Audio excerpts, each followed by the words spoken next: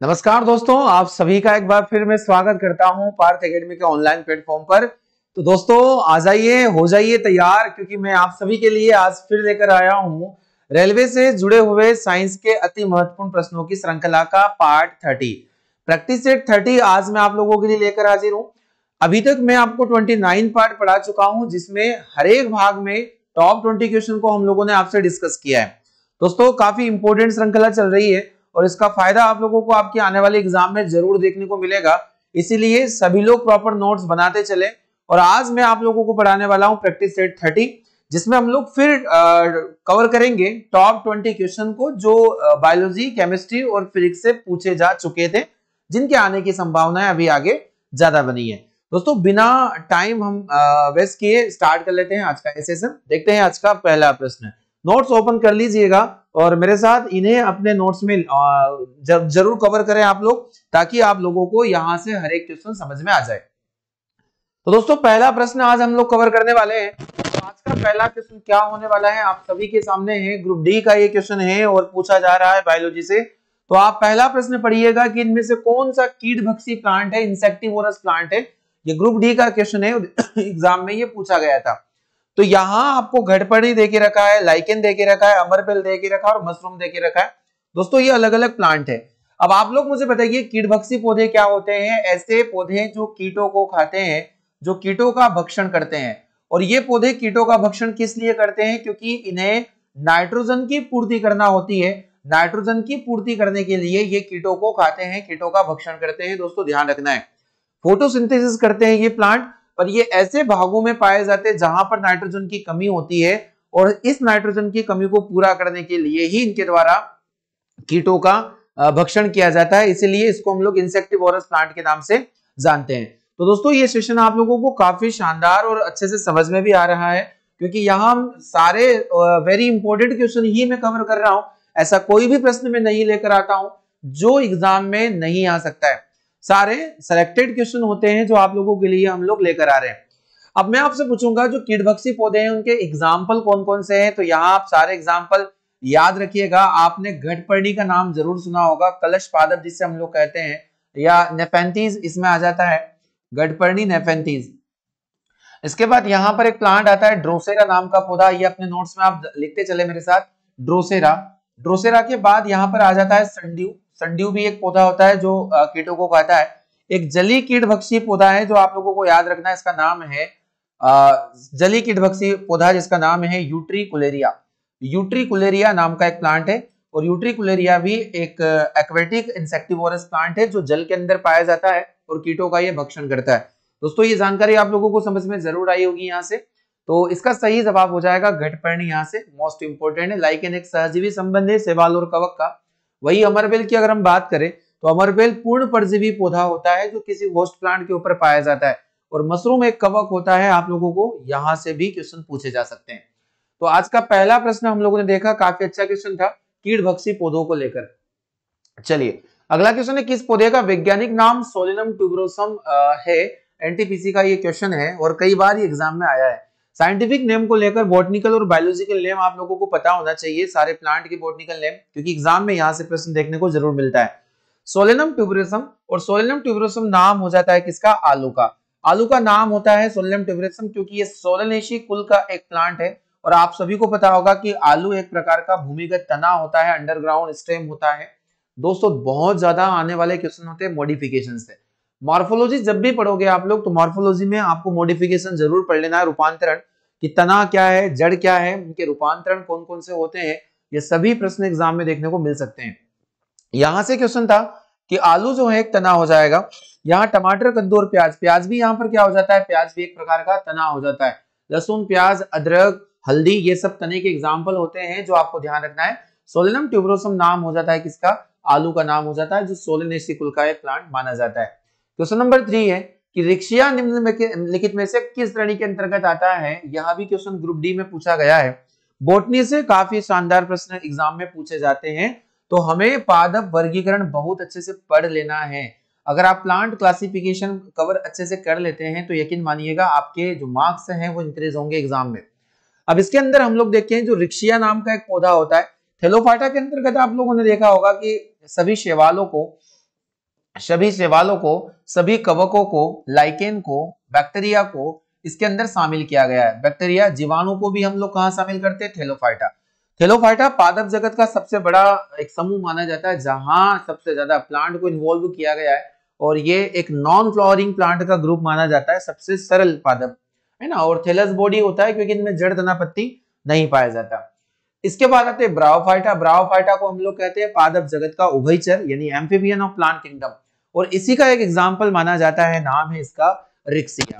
देखिए आपको इसके एग्जाम्पल, कुछ एग्जाम्पल मैं बता रहा हूं, ध्यान रखना है। रिक्सिया, यहां से पूछा जा सकता है मार्केंसिया, रिक्सिया, इसके बाद मार्केंसिया। एंथोसिरोज भी यहां से एक एग्जाम्पल आता है, एंथोसिरोज, एंथोसिरोज। इसके बाद आप लोगों से यहां पर जोऑप्सिस पूछा जा सकता है, जोऑप्सिस, जोऑप्सिस किसका प्लांट है? तो जोऑप्सिस भी इसमें आ जाएगा। मॉस प्लांट भी इसमें आ जाते हैं, सारे मॉस वर्ग के जो पौधे होते हैं वो इसमें आ जाते हैं। एक स्पैग्नम नाक यहाँ का प्लांट होता है, स्पैग्नम, स्पैग्नम यहाँ का प्लांट होता है। दोस्तों कई सारे प्लांट है, इसकी कैटेगरी होती है, इनकी कैटेगरी लिवरवर्ट, हॉर्नवर्ट और मोसेस, तो उसमें ये सभी प्लांट वेरी इंपॉर्टेंट है जो एग्जाम में कवर किए जा सकते हैं, इन्हें आप पढ़ लीजिएगा। तो रिक्सिया किसका पौधा है? तो रिक्सिया ब्रायोफाइटा से बिलोंग करने वाला प्लांट माना जाता है। दोस्तों ये जानकारी आप लोगों को समझ में जरूर आई होगी। चलिए क्वेश्चन नंबर 4 की तरफ मूव कर लेते हैं। निद्रालुता रोग यानी स्लीपिंग सिकनेस इनमें से किसके कारण होता है? एनटीपीसी 2021 का ये प्रश्न आप सभी के सामने है। दोस्तों एक रोग होता है स्लीपिंग सिकनेस, यानी इसे हम लोग कहते हैं नींद की बीमारी। क्या कहेंगे? नींद की बीमारी। और यह बीमारी किससे संबंधित है? तो मैं बताना चाहूंगा एक प्रोटोजोआ जिसकी वजह से यह रोग होता है। मलेरिया, कालाजार, निद्रा रोग, ये सभी लोग जो रोग है, डिसीज है, ये प्रोटोजोआ के द्वारा होते हैं। आपको पता होगा जो निद्रालुता रोग होता है एक मक्खी के काटने से होता है, और इस मक्खी का जो नाम हो जाता है सीसी मक्खी। सीसी मक्खी आप लोगों को ध्यान रखना है, सीसी मक्खी। स्लीपिंग सिकनेस नाम की जो बीमारी होती है ये किससे होती है? तो आप लोगों को यहां से भी चीज, ट्रिपेनोसोमा गैम्बेसिस नाम का एक प्रोटोजोआ, इसका नाम भी मैं बता देता हूं। इस प्रोटोजोआ का नाम है ट्रिपेनोसोमा, ट्रिपेनोसोमा गैम्बेसिस।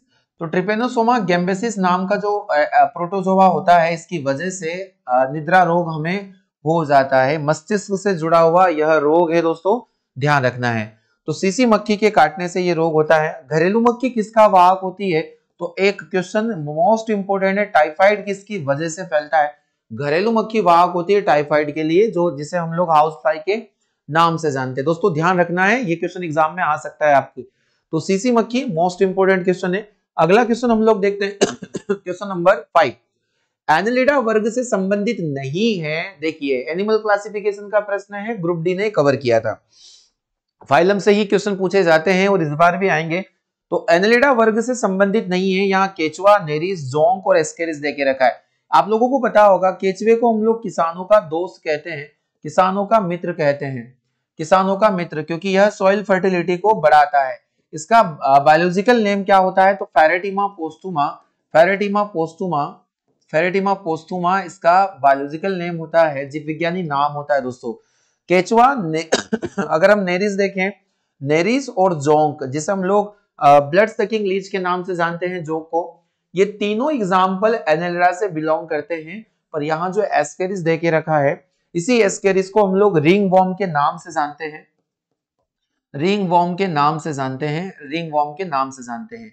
और यह एस्केलमेंथीस से, एस्केलमेंथीस का प्राणी है, एस्केलमेंथीस का प्राणी है। दोस्तों ध्यान रखना है, एक फाइलम है जिसे हम गोलकृमि के अंतर्गत रखते हैं, तो एस्केरिस जो है उसी से बिलोंग करेगा। मोस्ट इंपोर्टेंट है, यह जानवरों की आंतों में पाया जाता है। तो केचुआ, नेरिस, जोंक ये बिलोंग करते हैं एनिलिडा से, और एस्केरिस बिलोंग करता है एस्केलमेंथीस से। तो यहाँ एनिलिडा ग्रुप से कौन बिलोंग नहीं करेगा? एस्केरिस इसका सही जवाब हो जाएगा आप लोगों के लिए। Question number 6, stratified squamous epithelial किसमें मौजूद होता है? देखिए बहुत शानदार लेवल का क्वेश्चन है, ऊतक से, एनिमल टिश्यू से पूछा गया प्रश्न है। कई लोगों को यह भी नहीं पता होगा कि ये क्वेश्चन किस टॉपिक से बिलोंग करता है, तो मैं आपको बताऊंगा। एनिमल टिश्यू एक मोस्ट इंपोर्टेंट टॉपिक माना जाता है बायोलॉजी को लेकर। तो एनिमल टिश्यू हमें पढ़ना है। जानवरों में या जंतुओं में 4 प्रकार के ऊतक पाए जाते हैं, जिसके अंदर होता है एपिथेलियल, और ये एपिथेलियल का ही एक प्रकार होता है जिसे हम लोग कहते हैं उपकला ऊतक। उपकला ऊतक के बाद में यहाँ आ जाता है संयोजी ऊतक, कनेक्टिव टिश्यू, और कनेक्टिव टिश्यू के बाद आ जाता है मस्कुलर टिश्यू, पेशी ऊतक, और इन दी लास्ट आ जाता है यहाँ पर हमारे पास में तंत्रिका ऊतक यानी कि नर्व टिश्यू। तो ये जो टिश्यू अलग अलग देखने को मिल रहे हैं, ये 4 प्रकार के ऊतक है जो जानवरों में पाए जाते हैं।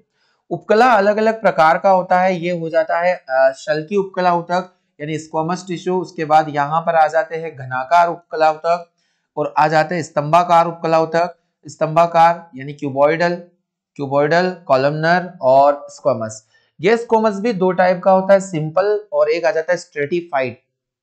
ठीक है दोस्तों, तो आपको यहाँ पर स्ट्रेटिफाइड पूछा गया है। अब स्ट्रेटिफाइड स्क्वैमस टिश्यू से बनी होती है हमारी त्वचा, क्योंकि यहाँ मल्टी लेयर्ड ये टिश्यू होता है, मल्टी लेयर्ड सेल्स के अंदर होती है, अलग अलग लेयर के अंदर स्तरीय होती है, इसीलिए इसको हम स्ट्रेटिफाइड कहते हैं। स्क्वैमस एपिथेलियल टिश्यू से हमारी स्किन बनती है।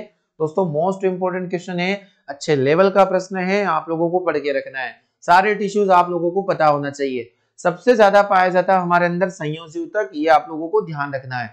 अगला क्वेश्चन है, चलनी पुट्टिकाएं या सीव प्लेट्स पाई जाती है कहां पर? देख लीजिएगा 2022 ग्रुप डी में ये क्वेश्चन आया है, और लेवल क्वेश्चन का आप लोगों के सामने ही है, किस प्रकार का प्रश्न है, पूछा जा सकता है आगे भी। तो यहाँ पूछा जा रहा है कि चलनी पट्टिकाएं कहां पाई जाती है, तो फ्लोएम नली कोशिका है, फ्लोएम सहचरी कोशिका, या फ्लोएम कंपेनियन सेल, या फ्लोएम पेरेन्काइमा। तो मैं आपको बताऊंगा, ये जो होता है संवहन के लिए सीव प्लेट्स होती है, संवहन के लिए पाए जाने वाली फ्लोएम में कोशिका है, फ्लोएम की कोशिका है, और ये फ्लोएम नली कोशिकाओं के अंतर्गत आती है, ऑप्शन नंबर ए। यानी कि अगर हम लोग देखेंगे कि इनमें संवहन के लिए जो पौधे के अंदर पत्तियों द्वारा निर्मित भोजन होता है, वह पौधे के संपूर्ण भाग में फैलाने का काम सीव प्लेट्स, सीव सेल, सीव ट्यूब्स के अंतर्गत आता है। तो सीव ट्यूब्स जो होती है चलनी नली का, यही ये काम करती है। यहाँ कंपेनियन सेल भी इसके अंदर इन्वॉल्व है, फ्लोएम फाइबर होते हैं जो इसको मैकेनिकल सपोर्ट देते हैं, और पेरेन्काइमा जो फूड स्टोरेज का काम करते हैं फ्लोएम के अंदर। ये सभी शेल मैं आपको डिटेल आगे पढ़ाने वाला हूँ। सही जवाब इसका ऑप्शन नंबर ए हो जाएगा। क्वेश्चन नंबर 8 है कि नारियल के छिलके में मौजूद कौन सा ऊतक उसे कठोर और दृढ़ बना के रखता है? कई बार एसएससी ने इस क्वेश्चन को डिस्कस किया है और टारगेट भी किया है, पूछा गया अपने एग्जाम में, और रेलवे की एग्जाम में भी ये क्वेश्चन देख लीजिए आप, आ चुका है 2022 एग्जाम में, और 2024 एग्जाम में भी ये प्रश्न आपको देखने को जरूर मिलेगा। तो मुझे बताइए, जितने भी सब्जियां, फल फ्रूट के जो बाहरी छिलके होते हैं वो किस ऊतक से बने होते हैं? तो इसमें एक कठोर ऊतक होता है जिसका नाम हो जाता है स्क्लेरेन्काइमा। आपको पता है कि इसकी सेल के आसपास लिग्निन नाम के पदार्थ की एक मोटी लेयर होती है, जिसकी वजह से इसकी जो शेल होती है कठोर और दृढ़ बन जाती है, यानी बहुत ज्यादा मजबूत बन जाती है, हार्ड, क्योंकि डेड सेल से मिलकर बना होता है। इसकी सभी कोशिकाएं क्या होती है? मृत होती है। आपको ध्यान रखना है इस बात को। सही जवाब हो जाएगा यहाँ पर स्क्लेरेन्काइमा, मोस्ट इंपोर्टेंट। कोलेन्काइमा अगर पूछा जाए तो पौधों में लचीलापन, पौधों में जो फ्लेक्सिबिलिटी आती है, लचीलापन आता है, वो किस ऊतक की वजह से आता है? सही जवाब इसका कोलेन्काइमा होता है। और प्लांट में सबसे ज्यादा पाया जाने वाला, सबसे अधिक पाया जाने वाला अगर प्लांट टिश्यू है तो वो हो जाएगा हमारे पास पेरेन्काइमा।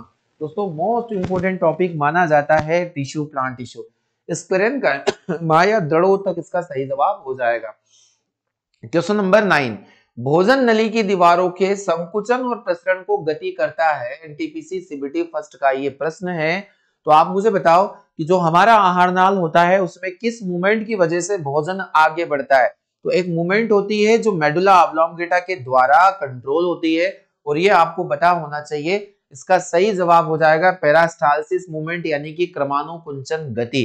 क्रमानुकुंचन गति की वजह से ही हमारे जो एलिमेंट्री कैनाल के अंदर जो खाना होता है वह आगे बढ़ता है। तो सही जवाब हो जाएगा इस प्रश्न का ऑप्शन नंबर ए, क्रमानुकुंचन गति। अगला क्वेश्चन देख लेते हैं जल्दी से।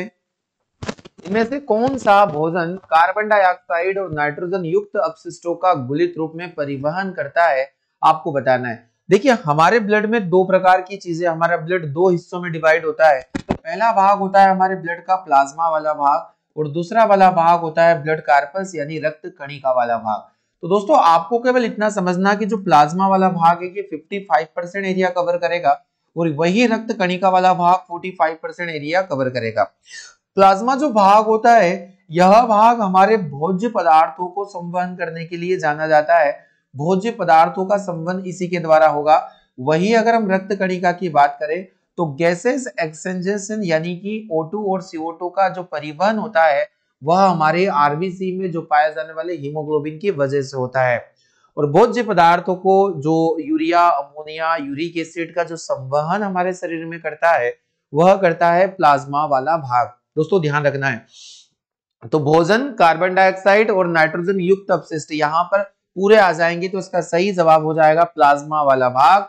मोस्ट इंपोर्टेंट क्वेश्चन ये माना जाएगा, एग्जाम में पूछा जा सकता है।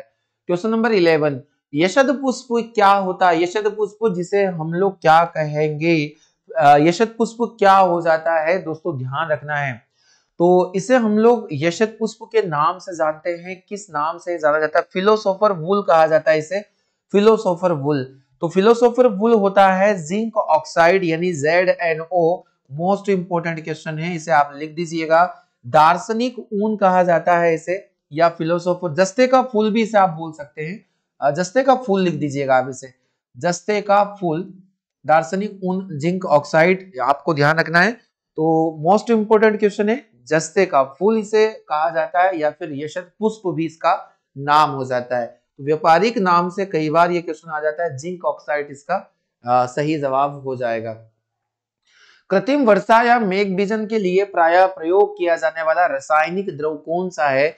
आर्टिफिशियल रेनिंग यानी कि कृत्रिम मेघ बीजन की जो घटना होती है उसमें क्या पाया जाता है? दोस्तों ध्यान रखना है, तो आप सभी लोग भली भांति जानते हैं कि जो कृत्रिम वर्षा होती है इसमें हम लोग सिल्वर के कई सारे जो कंपाउंड होते हैं इनका यूज करते हैं। देखिए सिल्वर के कंपाउंड काफी ज्यादा प्रचलित और एग्जाम में आते हैं, जिसमें सबसे पहले AgNO3 का नाम आपने सुना होगा, सिल्वर नाइट्रेट का नाम आप लोगों ने जरूर सुन के रखा होगा। सिल्वर नाइट्रेट का क्या फंक्शन होता है, क्या यूज होता है? तो दोस्तों ध्यान रखना है, इसे हम लूनर कास्टिक कहते हैं और ये मतदान के समय, इसे आप मतदान कर लीजिएगा, मतदान के समय जो स्याही का उपयोग किया जाता है वो इसी से बनती है। फिर हम लोग बात करते हैं AgCl की, तो AgCl को हम लोग हॉर्न सिल्वर के नाम से जानते हैं। ये एक अयस्क होता है सिल्वर का, ये भी अपने को नोट्स में लिख लेना है जो एग्जाम में यहाँ से पूछे जा सकते हैं। अगर हम बात करते हैं AgBr का, तो AgBr का प्रयोग होता है सफेद फोटोग्राफी के अंदर, सफेद फोटोग्राफी के अंदर। दोस्तों ध्यान रखना है इस बात को, और यहाँ पूछा गया है Ag2i, तो Ag2i का उपयोग हम लोग कृत्रिम वर्षा के दौरान करेंगे, कृत्रिम मेघ बीजन, कृत्रिम वर्षा के दौरान करेंगे, तो ये प्रश्न एग्जाम में पूछा जा सकता है। तो सिल्वर आयोडाइड है ऑप्शन नंबर ए, जिसका सही जवाब हो जाएगा कृत्रिम वर्षा या मेघ बीजन। और इसके साथ में आप लोग कृत्रिम वर्षा के लिए भारी जल यानी D2O का प्रयोग भी हम लोग कर सकते हैं, D2O का प्रयोग भी हम लोग कर सकते हैं, भारी जल। दोस्तों सभी एग्जाम में आने वाले क्वेश्चन हैं जो पूछे जा सकते हैं आपसे। अगला क्वेश्चन है, द्रवों का वह गुण जिसके कारण ये अपनी भिन्न परतों के बीच सापेक्ष गति का विरोध करते हैं। ये द्रवों के गुणों से लेकर भी दो प्रश्न हमेशा पूछे जाते हैं। पहला प्रश्न है कि जिसमें सबसे कम द्रव का वह गुण जिसमें कम जगह या कम स्थान घेरने की चेष्टा द्रव करता है ना, घेरने की चेष्टा करता है, तो इस गुण को हम क्या कहते हैं? तो इसको हम कहते हैं पृष्ठ तनाव वाला गुण, सरफेस टेंशन, यानी कि द्रव की बूंदों का गोल होना। कोई भी पानी की बूंद जो सतह पर गिरी हुई है वह अपने अणुओं के बीच में कोहेसिव फोर्स होने की वजह से कम एरिया ऑक्यूपाई करने का ट्राई करती है, इसी को हम लोग कहते हैं पृष्ठ तनाव का गुण। वही अगर हम लोग बोलेंगे कि कोई द्रव अपने अंदर होने वाली गति का विरोध करे, तो इस गुण को हम लोग कहते हैं श्यानता का गुण, या विस्कोसिटी का प्रॉपर्टी, इसे हम लोग कहते हैं विस्कोसिटी। तो दोस्तों यहाँ भिन्न परतों के बीच सापेक्ष गति का विरोध करे, इस गुण का नाम हो जाएगा विस्कोसिटी यानी कि श्यानता। काफी अच्छा प्रश्न है, आप लोगों को पता होना चाहिए। इलास्टिसिटी का प्रॉपर्टी क्या होता है कि कोई भी पदार्थ है, वस्तु है, वह अपनी पुरानी अवस्था में या अपनी प्रियर पोजीशन को ग्रहण करना चाहती है, तो उस गुण को हम प्रत्यास्थता कहते हैं। ये तीनों से एग्जाम में क्वेश्चन ज्यादा पूछे जाते हैं। क्वेश्चन नंबर 14 है, हमारे शरीर पर वायुमंडल का दाब बहुत होते हुए भी हम उसे महसूस नहीं कर पाते हैं। मोस्ट एक्सपेक्टेड क्वेश्चन है जो पूछे जा सकते हैं, अच्छे प्रश्न है, एग्जाम में देखने को मिलेंगे। तो वायुमंडल का दबाव अधिक होते हुए भी हम उसे महसूस नहीं कर सकते, इसका प्रमुख कारण क्या होगा? तो इसका प्रमुख कारण अगर हम लोग देखें, यहाँ पर ऑप्शन देखते हैं हम, इसके अभ्यस्त है या फिर हमारे शरीर की अस्थियां इतनी मजबूत है कि वह इस दाब को सहन कर सकती है। हमारे शरीर का क्षेत्रफल नहीं होगा डियर। हमारे शरीर में रक्त का दाब वायुमंडलीय दाब से कुछ अधिक होता है, और शरीर के अंदर का दाब जब अधिक होता है, कुछ हल्का अधिक होता है, इस वजह से हम उस दाब को, बाहरी दाब को अनुभव नहीं कर पाते। तो इस प्रश्न का सही जवाब हो जाएगा ऑप्शन नंबर डी। दोस्तों एटमॉस्फेरिक प्रेशर काफी ज्यादा पूछा जाता है। इसको मापने के लिए हम बैरोमीटर नाम का एक पैमाना है, इंस्ट्रूमेंट है बैरोमीटर, टॉर्सली के द्वारा खोजा गया है ना, उसका ये करते हैं, उपयोग करते हैं। और एसआई मात्रक इसका हो जाता है बार। तो दोस्तों ये कुछ क्वेश्चन है जो एग्जाम में पूछे जा सकते हैं, आपको अपने नोट्स में लिख लेना है।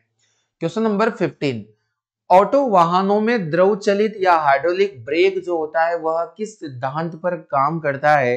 काफी ज्यादा आने वाला प्रश्न आप सभी के सामने है। तो इसका सही जवाब मुझे आप लोग बताइए जल्दी से कि कौन सा जवाब इसका हो जाएगा, ऑटो वाहन या द्रव चलित में।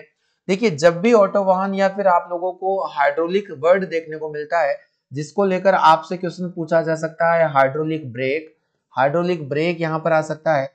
वही आपसे पूछा जा सकता है हाइड्रोलिक लिफ्ट भी आ सकता है, हाइड्रोलिक चेयर भी लिफ्ट आ सकता है, हाइड्रोलिक प्रेस भी पूछा जा सकता है, हाइड्रोलिक प्रेस। ये सभी दोस्त एग्जाम्पल होंगे पास्कल के सिद्धांत के। किसके एग्जाम्पल होंगे? पास्कल के सिद्धांत के। तो यहां सही जवाब ऑप्शन नंबर सी को हम लोग लगाएंगे। बर्नौली थ्योरम या पॉइजली थ्योरम या फिर आर्किमिडीज नहीं होगा, क्योंकि आर्किमिडीज के द्वारा लॉ ऑफ फ्लोटिंग यानी कि तैरने के नियम दिए गए थे, जो आप लोगों को पता होना चाहिए। तैरने के नियम इनके द्वारा दिए गए थे, तो आर्किमिडीज तो हो जाएगा तैरने के नियम में। और दाब से संबंधित, द्रव में दाब से संबंधित जो गणनाएं थी पास्कल के द्वारा की गई थी। सही जवाब ऑप्शन नंबर सी हो जाएगा। क्वेश्चन नंबर 16 आप सभी के सामने है, एलपी टेक्नीशियन का क्वेश्चन है। इनमें से आपको विषम की पहचान करना है, केमिस्ट्री का काफी अच्छा प्रश्न है। देखिए आपको यहाँ पर एक ओड ऑप्शन दे के रखा है उसकी पहचान आप लोगों को करना है। किस तरीके से करेंगे? अगर हम लोग NaOH की बात करें तो हाइड्रोक्सी ग्रुप इसके साथ जुड़ा हुआ, यानी कि एक प्रकार का क्षार होगा। तो ये एक क्षार है। कॉपर हाइड्रोक्साइड भी एक क्षार है, वही NH4OH भी एक क्षार है। पर जिंक हाइड्रोक्साइड की अगर हम लोग बात करें दोस्तों, तो इसमें क्षार का गुण नहीं पाया जाता। ये तीनों मिलाकर क्षार बनाते हैं, और ये एक प्रकार का उभयधर्मी या फिर इसे हम लोग एम्फोटेरिक मटेरियल भी बोल सकते हैं, जिसमें अम्ल और क्षार दोनों के गुण पाए जाते हैं। ऐसे पदार्थों को एम्फोटेरिक बनाते हैं। और जिंक और एल्यूमिनियम एम्फोटेरिक मटेरियल बनाते हैं। पानी खुद एम्फोटेरिक मटेरियल है, जिसमें H+ भी होता है, OH- भी होता है। दोस्तों ध्यान रखना है इन सभी बातों को।